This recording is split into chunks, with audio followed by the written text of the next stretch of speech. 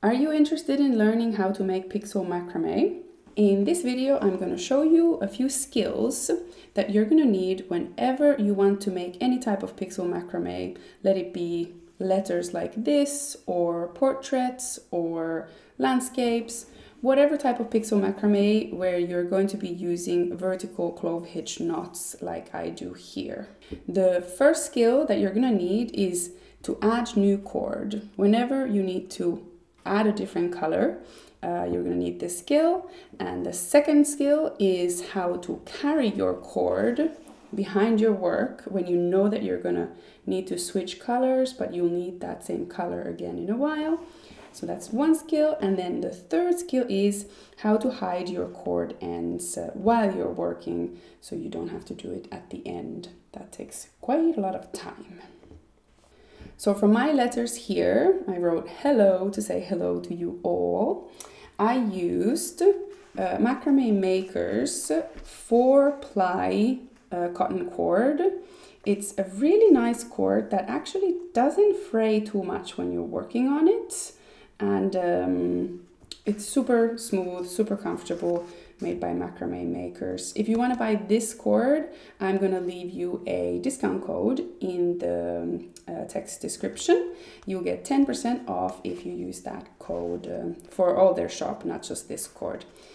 They have many beautiful cords in their selection. And the colorful cord that I have here is actually the 2.5mm cord by Lankava.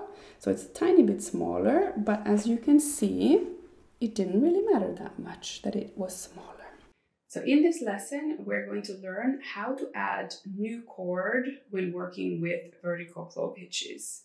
Now you might want to add new cord if you run out of your current working cord, or if you want to add another color, like when you're making pixel macrame. This is actually super simple. You don't really need to do anything but start knotting with the new cord. Like I like to do it, I just tie the short end there and start knotting with my new color. Let's make here one clove hitch, like that. And then I can start knotting with my new color. So let's talk about carrying cord behind the work when you're doing pixel macrame. Carrying cord can be a nice technique to save cord amounts, not to be cutting all the time and adding all the time, but also it actually makes your work a little bit quicker. So you don't always want to carry cord at the back, but you do want to do it when you're using the same color for a little bit more than just 3 clove hitches, for example. Here, this is the start of my E letter. So there's going to be an E letter right here. And I'm going to be using this color a lot, as well as the white color. So both of them. So I want to carry both.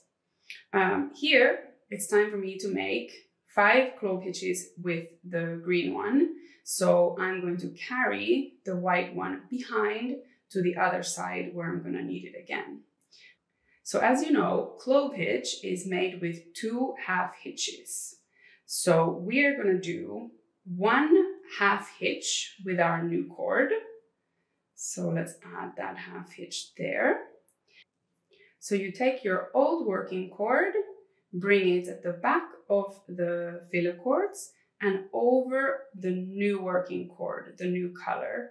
And then we'll finalize the clove hitch we were making here. Here we go.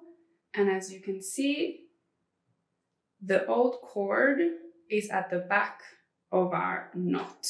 Now I'm going to make another one, another half hitch here. And I'm going to do the same thing. I'm going to take the old cord and bring it over the new color and then finish my clove hitch. So I'm carrying the old color with me here, as you can see. And I'll do all the way until here and then switch colors again. The quickest way to get rid of or finish these tail ends of your cords when you're adding new cords into pixel macrame, or when you're using vertical clove hitches. So every time you start a new color, you have this little tail end. What do you do about it? Well, I like to tuck it in so that you can see it from the front side of your work, so that when on the next round you come to that knot, you notice it and you know that you gotta finish it. You gotta get rid of it. So I put it like that. And now I'm coming from this way. I just made a clove hitch here. And I noticed that, okay, I have a tail end here. What do I do about it? So I'm gonna lock this green tail end and then cut it. I'm gonna lock it inside my next clove hitch. So I'm gonna do my next clove hitch with all these 3 as filler cords. So let's take my working cord. We'll make our usual clove hitch, but instead of 2 filler cords, we have 3.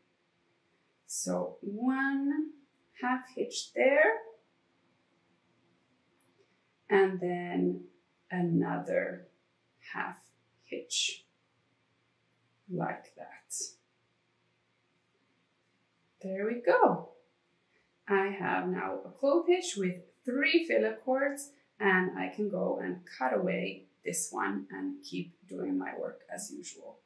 So if you remember to finish all your loose cord ends like this while you're working, it's gonna be so super quick to finish your pixel macrame, your final piece, because the back end, the back side will be all clean when you finish. No need for weaving things in with a tapestry needle or a crochet hook. There you go.